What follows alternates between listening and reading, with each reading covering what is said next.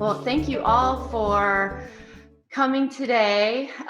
Even though in theory we have more time on our hands because we're not coming to campus, we're not driving, we're all busy in other ways, even if it's just trying to get some mental clarity around our lives. So I do appreciate you all for taking some time to be with me today and to hear about my experience with oral history.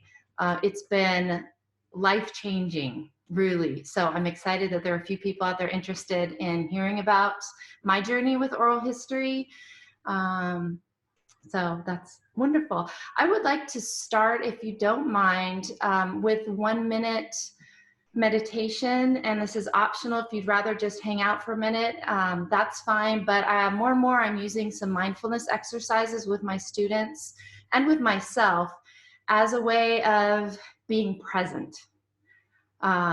We all have a lot that we were doing before noon, and I'm sure we've all got a lot of plans for what we're going to do after 1 o'clock today. And so this 1 minute meditation of just sitting in silence and focusing on our breath and trying to keep all those thoughts about what was happening this morning and what's going to be happening later can help us all focus in on this hour that we have together. And so I'm going to ring a chime, and that will signal the beginning of our minute. And then there'll be another chime to end our minute. If during this minute of quiet breathing and just settling our minds, if you'd like to turn off the video so that your image is hidden, I'm fine with that. And again, if you'd rather not join us, then if you wouldn't mind just hanging out for a minute. So anyone who'd like to participate can just breathe and be still for a minute and get ready for this hour together. Thank you.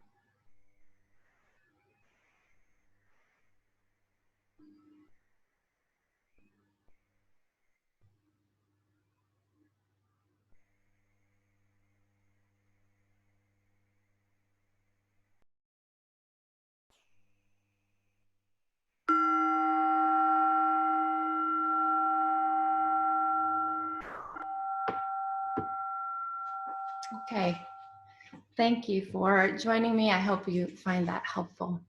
I'm going to be sharing my screen with you so that you can see my presentation.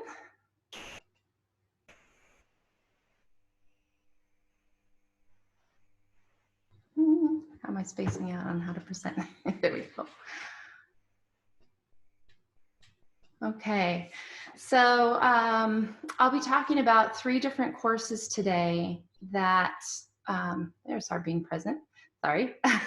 3 courses that I have taught with UNCA and some other institutions that all focus on studying migration through the use of oral history. And when I say the use of oral history, I mean both using oral history as a text to learn about migration, and also using oral history as the product that students create throughout the semester to demonstrate their mastery or their understanding of the content.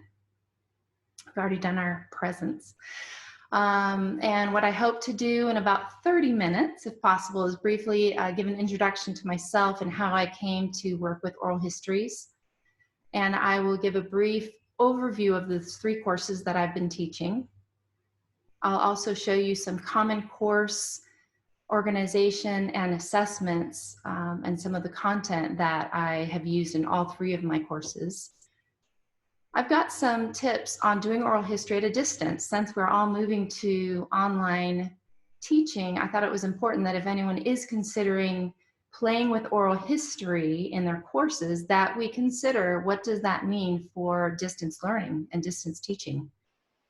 I also have some resources for you, and then I'll end with some open discussion. There may be some folks present today who have experience with oral histories, and I would welcome them to share their perspectives. And then if you all are interested, I do have some student reflections on what doing oral history has meant to them as far as being a member of a classroom community and then becoming a member of a larger community, and that is a community of immigrants where they live. So an introduction, I first came to oral history in 2016. I honestly think that before 2016, I may not have even been able to give you a very complete definition of what an oral history is, besides just my common understanding. But UNCA was included, thanks to Ellen Pearson in the Department of History. We were included in a Mellon grant to explore digital humanities. And that was because we were a COPLAC school. And so all the COPLAC schools were invited to engage in the exploration of digital humanities. And I went for it, even though I wasn't very technologically savvy, still not, but a little bit more. I thought that that would be a good way in 2016 to think about how to teach using digital tools and how to engage my students in using digital tools. And so the map shows Asheville and it shows Farmington, Maine, because as a part of this COPLAC cohort, I met a French professor and global studies professor from Farmington, Maine at UMF, which is also a COPLAC school. I met her during this 2-week speed dating event where we were supposed to find a partner among all the COPLAC faculty who were willing to do this experiment. We were supposed to find a partner who we would co-develop and co-teach a course. Well, this faculty from University of Maine in Farmington and I clicked, and we decided to be partners. And so we have been colleagues ever since, but it all really started in the summer of 2016 when we just had to find a partner really quickly to teach. So that's how things kind of started. And I have not stopped since 2016 exploring oral history as a means of engaging students in their communities, learning about migration, and producing work that can be published online. I mean, to have a student say that they graduate from UNCA having published oral histories and that's a digital resource that people can access from anywhere in the world, I think is pretty powerful. So the 3 courses that I've taught beginning in 2016 were the COPLAC Digital Humanities course, and that course was called Voices of Migration in Oral History Collective. The second course that I taught, also with my colleague in Maine, because we got along so well and really enjoyed working together and working with oral histories. The second course was a course for honors students. And so my colleague in Maine had a course of honors students, and I did the same at UNCA. That course was called Migration and Community, Tracing the Journey. And then my latest exploration with oral history was a course last semester in the Spanish program, and that was called Historias y Testimonios. And then I just kind of added in here that in the fall, I'll be teaching my first year seminar using oral history as an approach to understand students' journeys to UNCA. That course is still in development, but I'm excited to see how freshmen or incoming freshmen use oral history and how they deal with that. I've listed a couple of other courses that my colleague in Maine and myself have found really useful as far as integrating oral histories as a text. So for myself here at UNCA, I teach an oral skills course, and we focus on Latinos in Western North Carolina. And I've started using oral histories as a text for that course to teach students about who Latinos in Western North Carolina are and what their experience has been moving here. My colleague in Maine has used oral history in courses such as Introduction to International and Global Studies, Teaching English as a Second Language, and Human Rights Literature. So the application of oral histories, I hope you'll see by the end of this presentation, is pretty wide. Okay, going the wrong direction. Sorry about that. Okay, so a quick overview of these three courses. You can see my timeline in learning about oral history and really about digital humanities. I didn't know what that was before the summer of 2016. And so 2016 to 18, I had a good amount of time to learn about how to use digital tools. And that was all thanks to the Carnegie Mellon grant that supported faculty in the COPLAC campuses. So that was lovely to have a good year and a half to get ready to co-teach with somebody in Maine this course. And then I pretty quickly kept going with exploring using oral history, spring 2019, the honors course, and then last fall, the course in the Spanish department.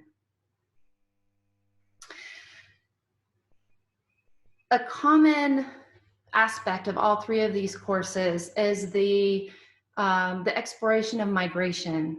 So some of the questions we explored in the three courses were the question of why do people migrate and where do they go? What risks and rewards do people face when they're on the move? What are the challenges and benefits for communities of departure and of reception, as in the communities where people leave, migrants leave, and then reception where they're going to, where they're landing? How does migration transform individuals, families, and towns? What can we learn about the living history of migration by collecting oral histories? So those were just a few of the overarching questions that we explored in these three courses. The first course then that I taught in spring 2018 was a COPLAC Digital Humanities course. It was completely online. So my partner, my co-teacher was in Maine. I was here, and our students were all over the country at different COPLAC campuses. We happened to have two at our campus and two in Maine, but we never actually got together with those students, even though they were on our campuses, because this course was developed as a purely online experience. That was part of the grant. There were two students at each of the COPLAC campuses, and they worked as a pair. And the big focus of this course, as far as an outcome, was that students needed to learn how to build a website using WordPress, integrating diverse digital tools. Again, because this grant was about the digital humanities, that was a really important aspect as far as student learning outcomes. The fact that we used oral history was something that my colleague in Maine and I just chose to do. I think we were the only ones who actually used oral history as a means of playing with digital tools and learning how to build a website. Because the focus was migration, we felt that it was a very obvious tool to use to understand migration, and a very obvious product for students to complete and upload to their website. The second course that my colleague and I prepared was not online. This was the honors course, Migration and Community, Tracing the Journey. We each had an honors course on our campuses that we met live and in person, but we had several occasions throughout the semester where our students were collaborating online, sharing their oral history projects, sharing in the process, understanding what does migration mean in Farmington, Maine, and what does it mean, what does it look like in Asheville, North Carolina. So I wouldn't call this course a hybrid, but we had a great deal of online collaboration between the two groups of students and the faculty. I was able, wow, it was sort of a surprise actually the first day of class when I walked into the group of honors students and found that about half of them were also Spanish majors. And so we quickly looked at the possibility of our Spanish students doing their projects in Spanish, even though it was an honors course. And they did that. It took some quick adjusting in my head because I was not anticipating teaching an honors course and having Spanish be a part of that, but it worked out beautifully. The big difference with this course is that students did not build a website. They did not build a WordPress website because that was a tremendous amount of work to teach students how to build a website who didn't have any experience doing that and had no experience with WordPress. Instead, we had students use a site called Blogger. It's free, it's wonderful. They built Blogger sites, and that is where they housed their blogging, obviously. And that's where they also uploaded their oral histories that they conducted. So they conducted oral history interviews, transcribed them, and they were able to upload to the Blogger site. The big experiment with this course was that we also asked students to develop digital stories. So what they did, and we'll talk a little more about this later, and I'll show you examples if you're not sure what a digital story is. What students did in this course is they both conducted an oral history interview, and they also created a 3 to 4 minute digital story, as in a video, that was based on the oral history interview. So that I think was very exciting to experiment with that mode, you know, of creating a 2 to 3 minute digital story from maybe a 60-minute interview. Then the last iteration of courses was last semester, and it was in the Spanish department. So all of the course material, all the course meetings, everything happened in Spanish. And this was a course called Historias y Testimonios. Testimonio is the word in Spanish for oral history. This course was hybrid. So I had some UNCA students who met with me. We went over to Rhodes Robinson and we were seated in the distance learning classroom, but we also had the screens in front of us because this course was listed on the UNC online listing. So we had students from other UNC campuses who were interested in the course. So they were with us via Zoom for the courses, and they would do all their work, obviously, at a distance. Are there any questions about these three before I go on? I know I said keep questions to the end, but if anybody wants to unmute themselves and ask anything that they don't want to wait for about any of the three of these courses.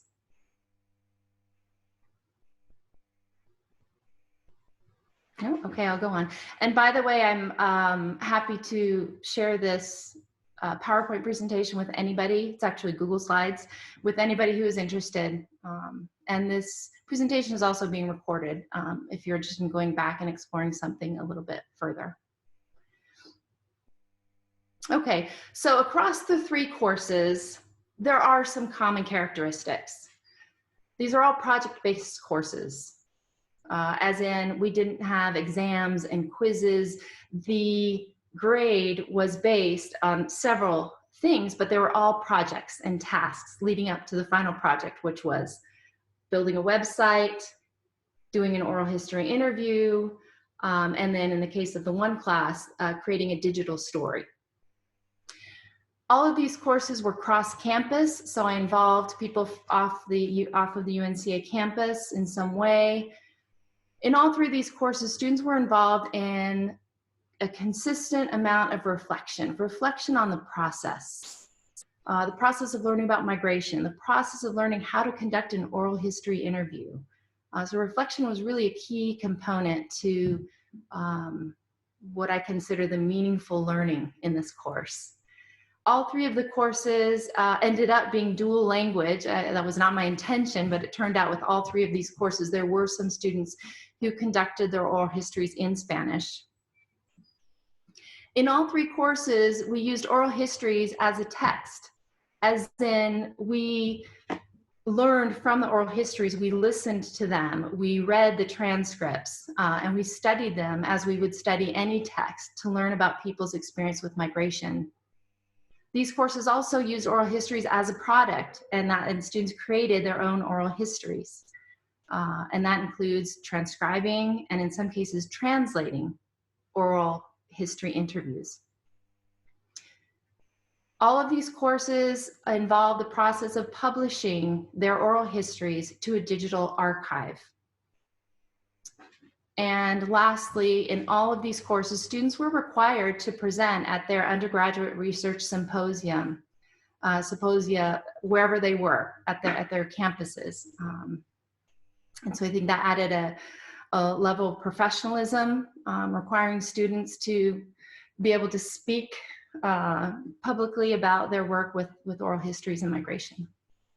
Some of the digital tools that students learned how to use and apply include Blogger, Google Docs, a lot of Google products, not just Docs, Zoom video conferencing, ArcGIS, iMovie, WeVideo, and several more.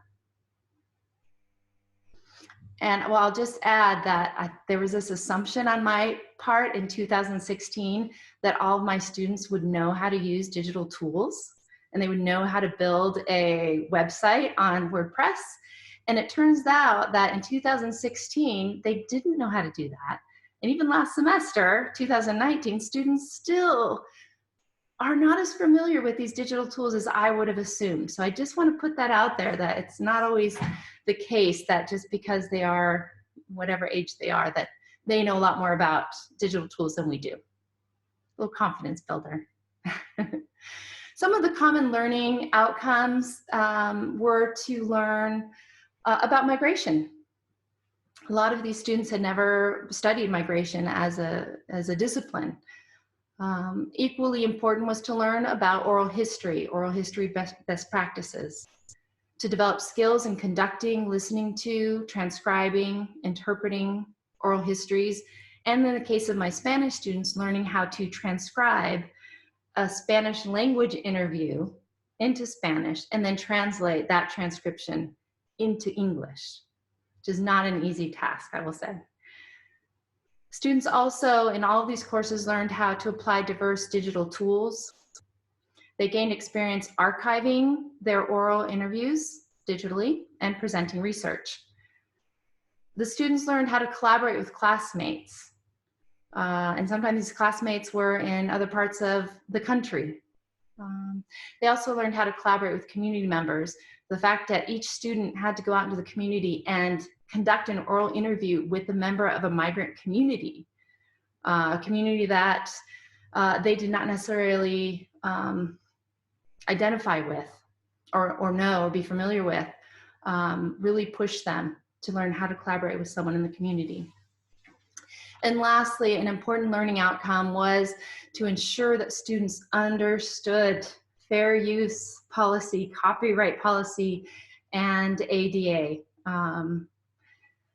And that was an important piece.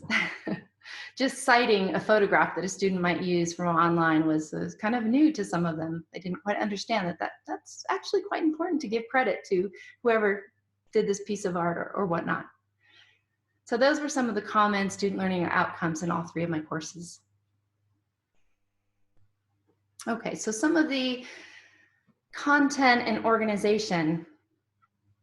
First, this is from the honors course. This is just a sample of how I broke down the final grade. Kind of gives you a sense of like what were students doing for an entire semester in this course.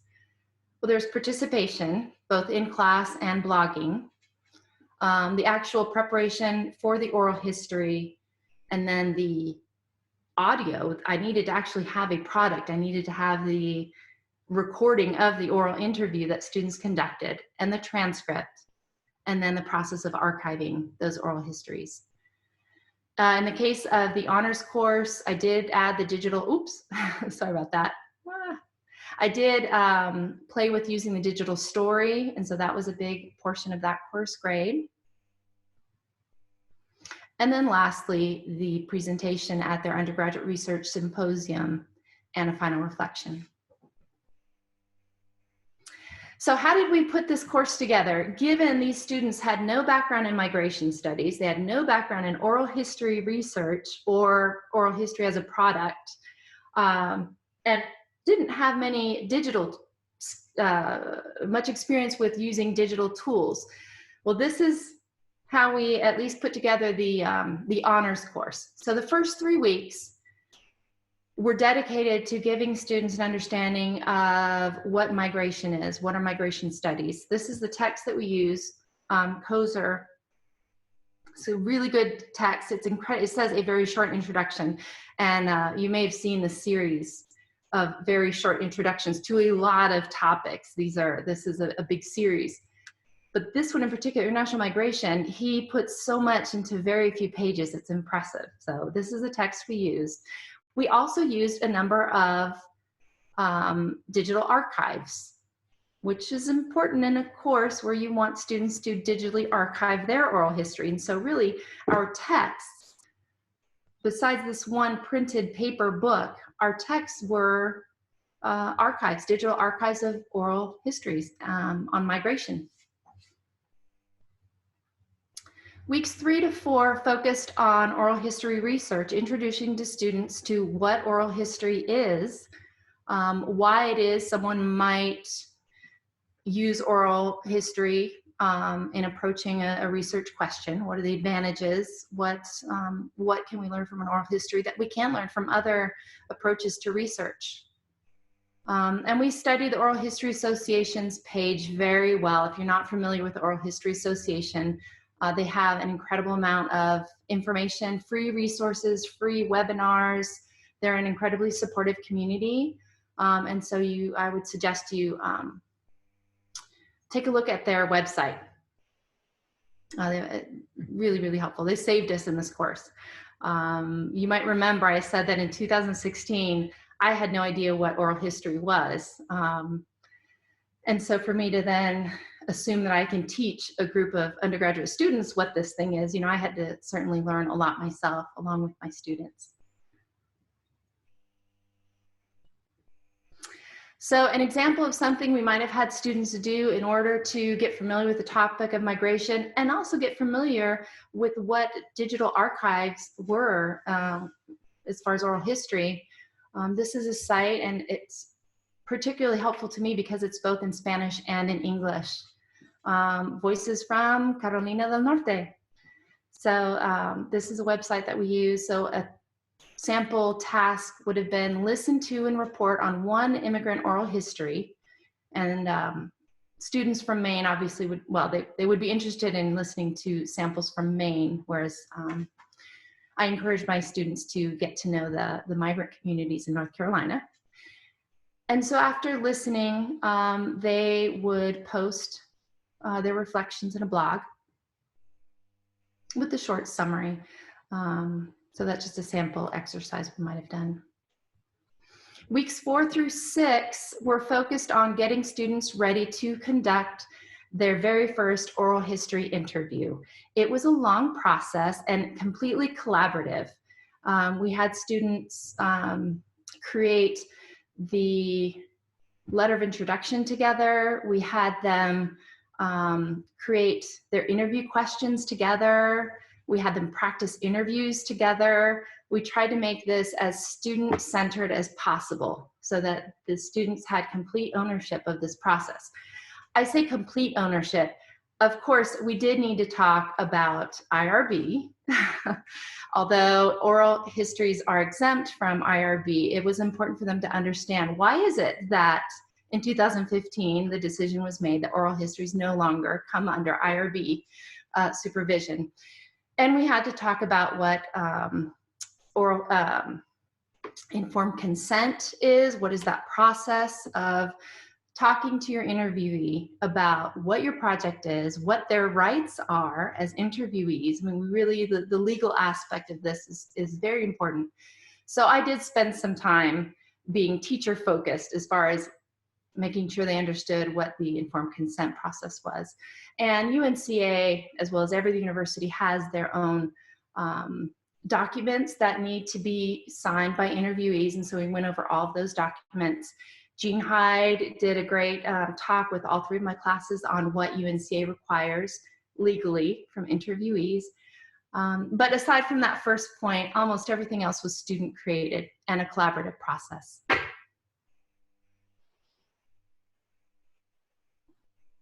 Some sample interview questions that the students came up with are here.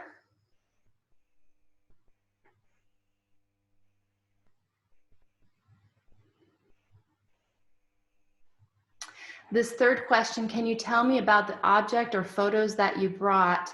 That speaks only to the honors course, the one where students created a digital story. And I'll just tell you really quickly, in order to create a digital story, it's nice if the interviewee brings a photo or an object, something that's special to them or represents their journey as a migrant. And so that's what that's referring to if you're wondering, why was there an object or a photo for an interview? Michelle, It was a can I ask a challenge. question? I'm sorry? Can I ask a question? Absolutely. Did the students interview people just solo or sometimes in pairs or groups or a little of each? And what are the plus and minuses? Yeah, thank you, Steve. That's a great question. I initially thought that students would want to interview in pairs because they were new. You can imagine an undergraduate student interviewing somebody they don't know on their own. I assumed that they would all want to interview in pairs.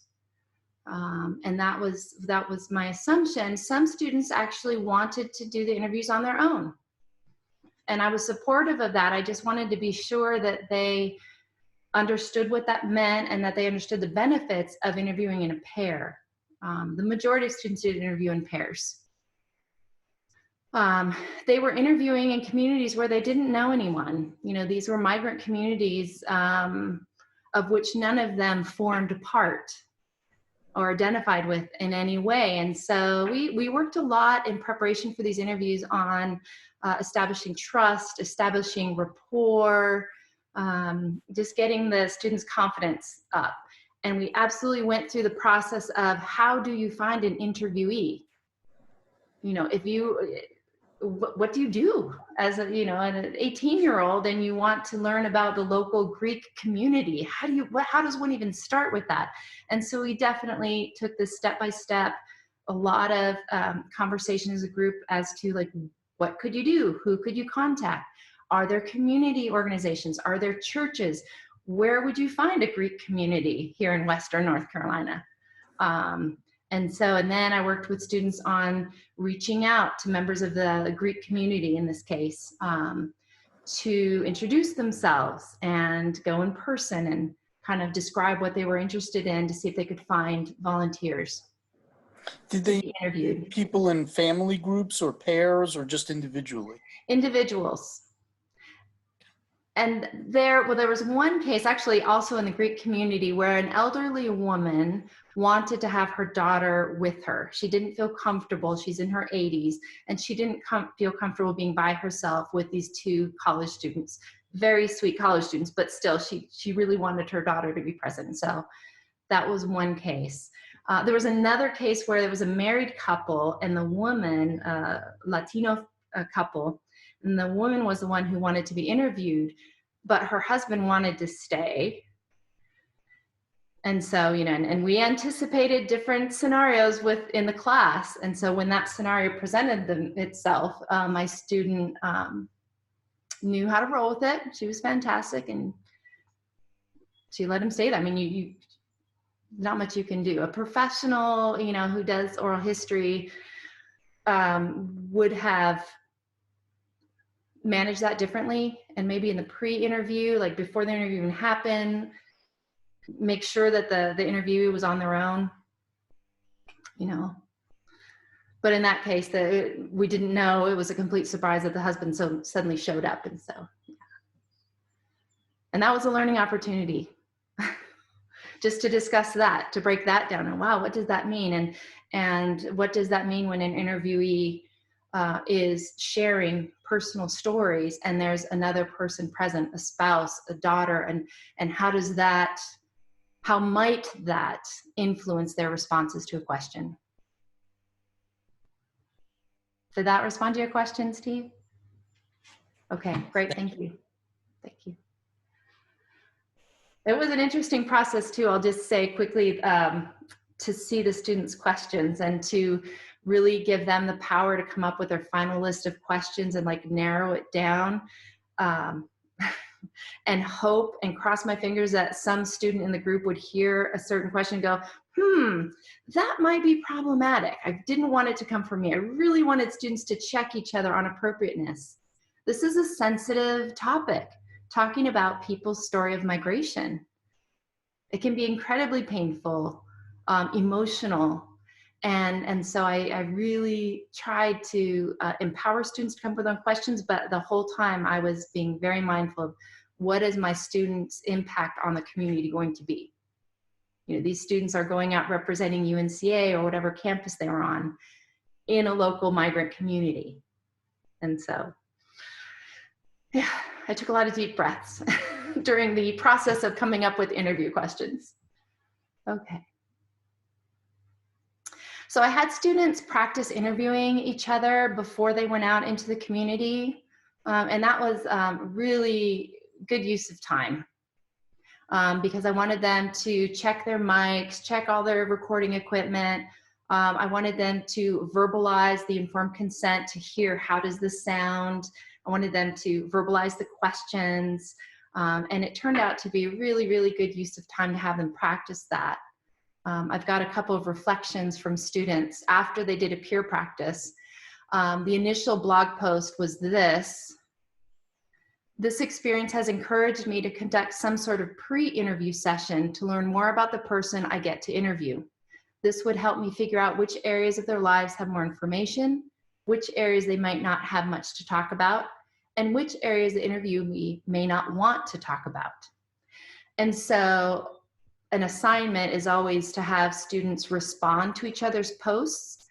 And so one peer replied to that post in saying, you may make the person feel uncomfortable talking about certain issues they may have had, but the interviewee can let you know that they don't want to talk or they don't want to answer.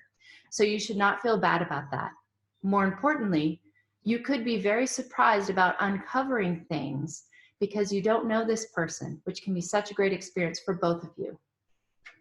I really appreciated that students realize the importance of a pre-interview session where you get to know your interviewee, you get familiar with each other, with the recording material, the questions, get a little bit of background before the actual interview takes place. And then I also appreciated that this student also was mindful, even at the practice stage, that you never know what's going to come out of an interview. You know, someone may think they know what they're going to say, and then you get talking about something and all sorts of things come up. So this is a document that the students developed themselves. UNCA in the special collections has a pre-interview form that's really lovely. The students at Farmington came up with this one. And this is just to get some information before you interview someone.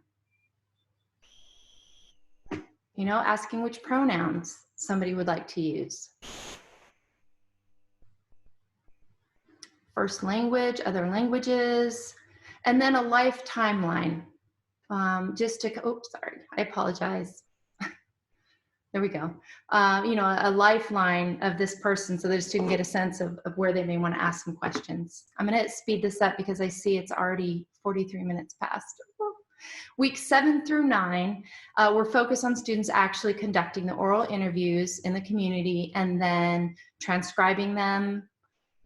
In some cases that involved transcribing a Spanish language interview into Spanish and then translating that into English.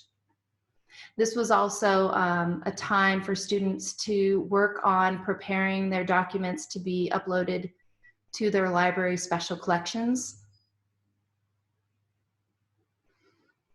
A sample task during this time was to help each other with the transcription. So a peer might listen to the oral history interview audio with the transcript and just make sure that the transcript is actually accurate to the interview.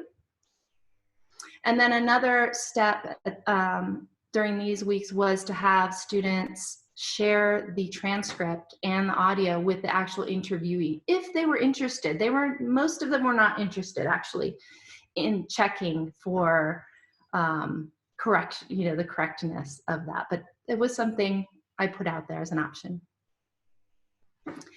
Here's a sample of one oral history interview.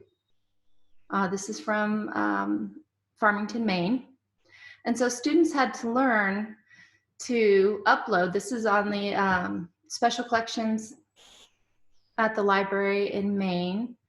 Students had to learn how to do this. I mean, you've got the audio here. They had to learn how to describe, as you can see here, document type, publication date. Their special collections folks helped, of course, understand what this abstract looked like, what needs to be in the abstract. And then here is the actual transcript that you can click on and follow. We don't have time to listen, but it's there if anyone is interested.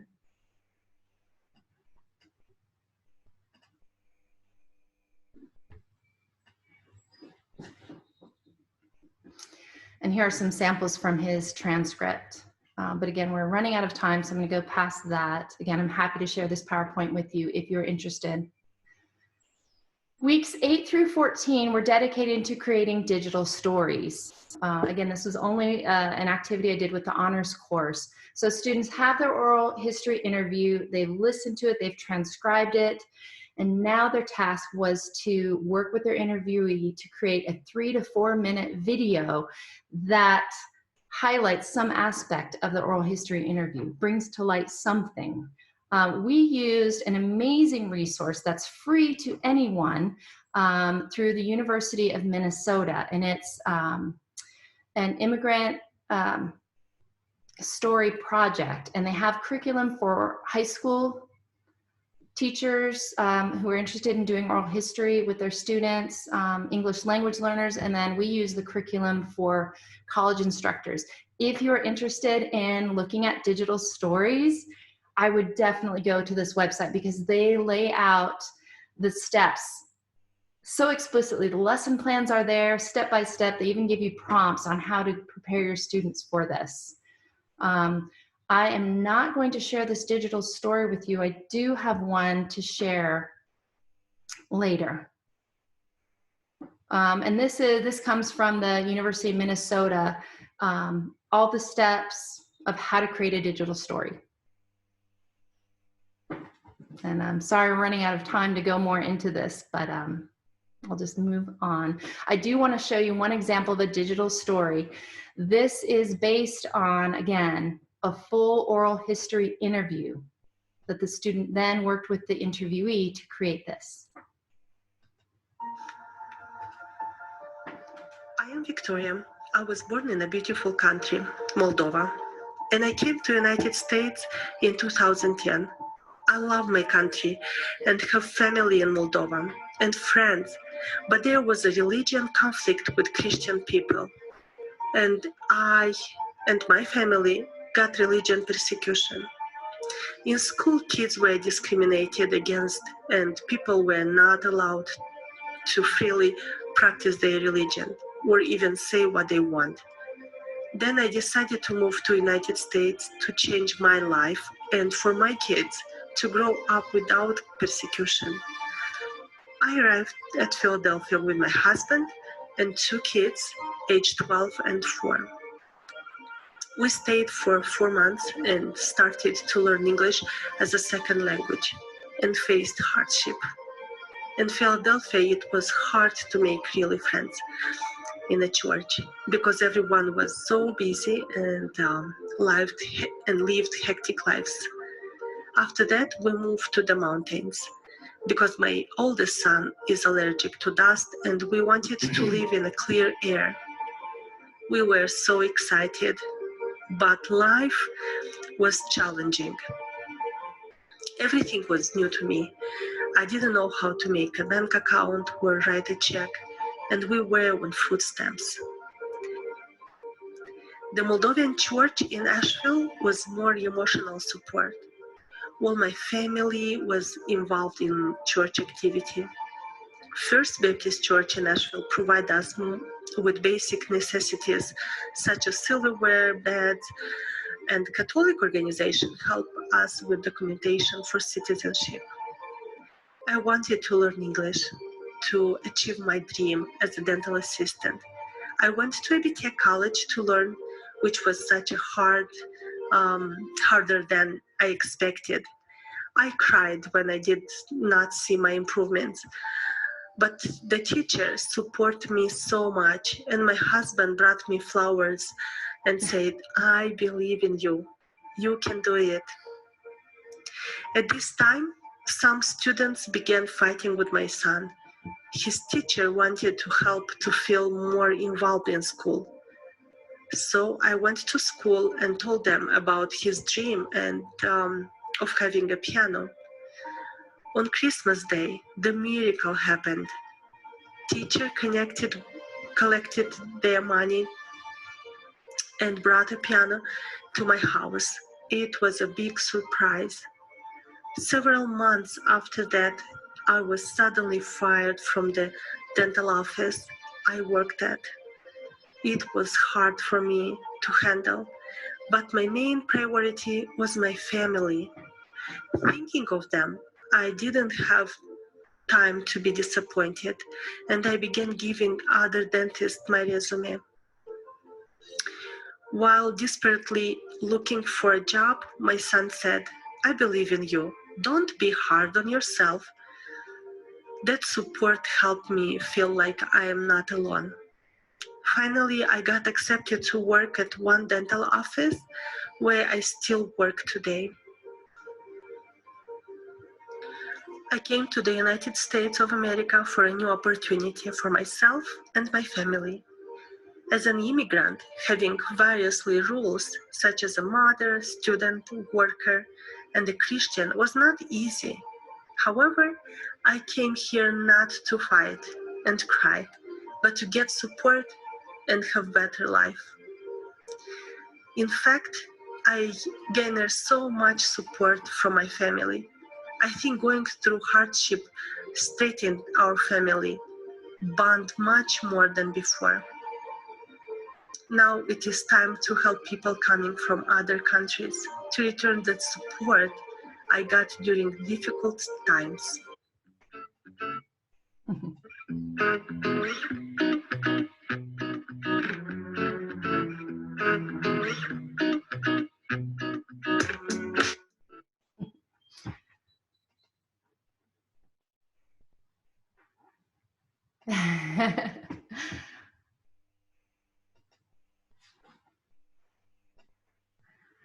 So I kept thinking, oh, I got to stop this. It's going on too long. But I thought you guys are going to want to know the end of the story. So if you think about everything you just saw in those 4 minutes, my student created all of that, did all the digital work, all the music, the end credits.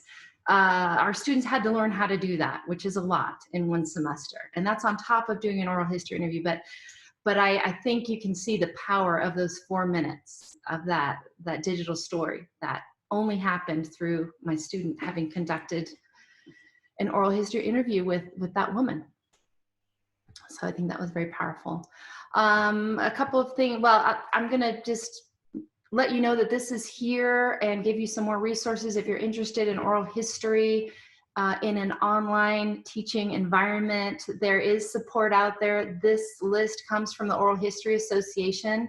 They have a free webinar that they did last week, and you can see the video, get the slides, and it talks all about what you need to keep in mind if you are having students conduct oral histories at a distance. And I've got that resource for you here from where I took this list. Here it is. So here's the free webinar that talks about how to do oral history at a distance. Here's a really nice website, digital storytelling. It's called the Story Center. And then these are 2 links to 2 of the courses that I created where students had to create the websites if you're interested.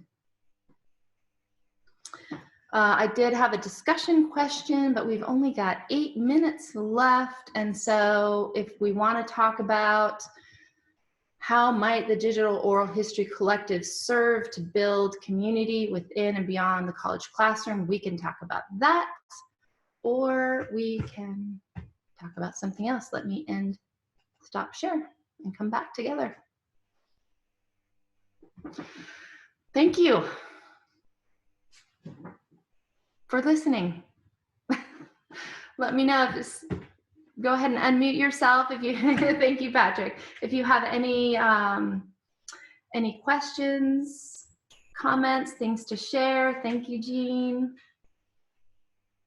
Ann Ogg is here, and I have to say that Ann Ogg and Jean Hyde were both so helpful in these courses, supporting my students, teaching them about digital tools. I'm glad you're here, Ann, so I can give you that recognition. Well, I certainly wouldn't take any recognition. I think it's just a phenomenal example of what you can do with, you know, linking the students with the community. And I'm sorry I came in late. As you can imagine, things have been a little crazy in our world. But so thank you for sharing that, and appreciate it. Thank you, Ann. Does anybody have any questions for me about any of these courses? Or conversely, if you have used oral history in your courses or in your own research and would like to share what that experience has meant to you or meant to your students?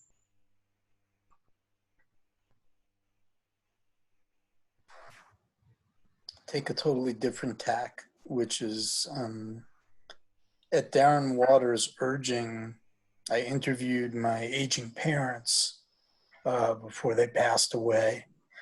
And as one ages, you know, you don't realize a bit of history totally disappears when people die.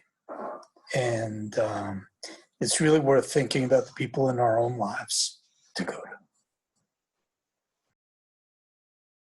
Thank you for sharing that, Steve. And not to plug the Oral History Association too much, but they do have some literature on how to interview family members, and it's different, and there's some considerations. As you can imagine, there's some considerations to interviewing family members versus someone in the community. Yeah.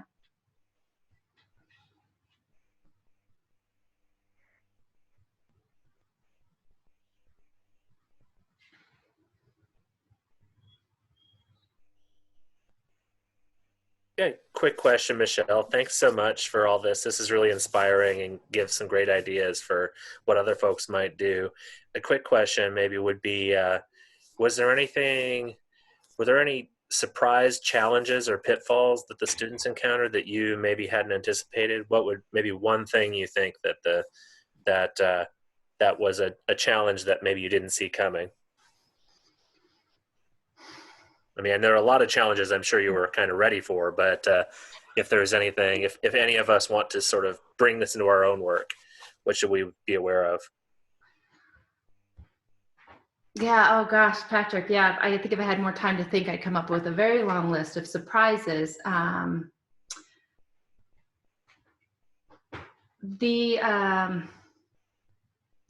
think the amount of support that students needed to engage in the community surprised me.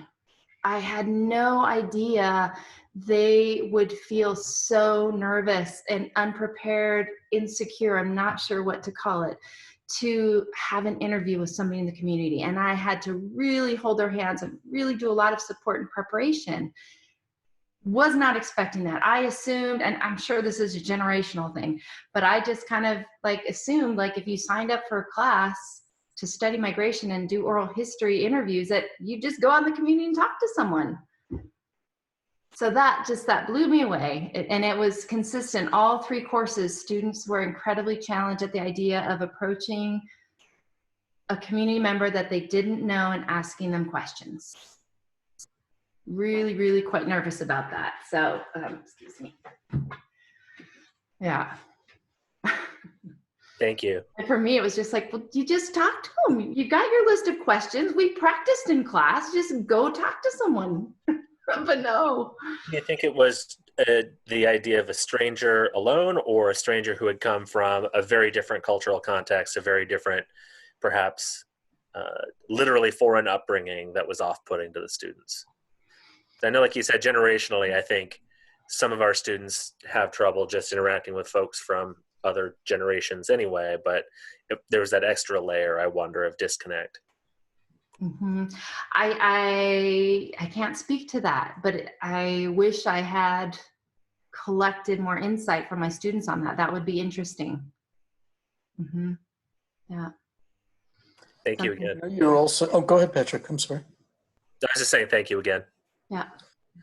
I know you were also involved with having your students talk like by video chat to students like in Spain. Is it easier for them because it's not in person, or because it's already set up for them, or?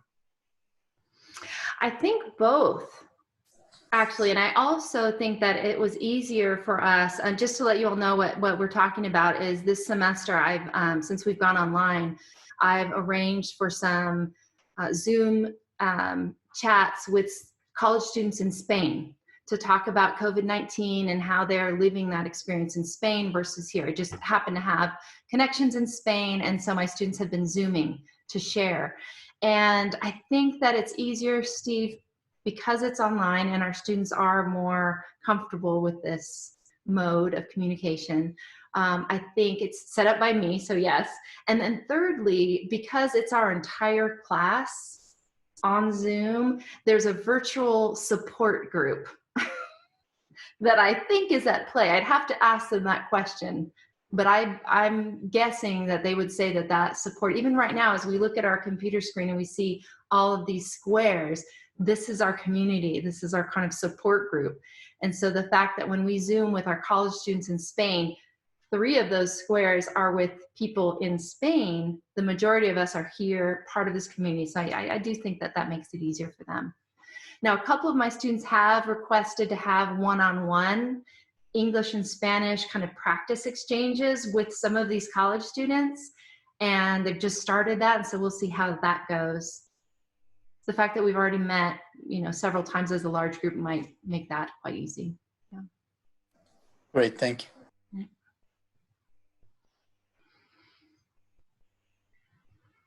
Any other questions? I see Amanda and Patrick are here. You two have got some experience with oral history. No pressure. I know our time is up, and you didn't sign up to present today, but The work I've done in class has been with, as Jean and Ashley know well, has been with archival work and not so much oral history. But I've helped Amanda. Obviously, is quite a pro, and I've helped her out with her LGBTQ oral history work in Western North Carolina. great. Thank you, Patrick. Any other? I see that we're a little bit past 1 o'clock. If nobody has any other comments, no. Thank you again for being here. And again, just email me if you're interested in getting that PowerPoint presentation, even if it's just for the list of resources, because you would like to explore on your own how to integrate oral history, both as a text and a product in your classes. Thank you. I want to thank everybody for coming, and Michelle for doing this, and hopefully next semester we'll be doing it in special collections.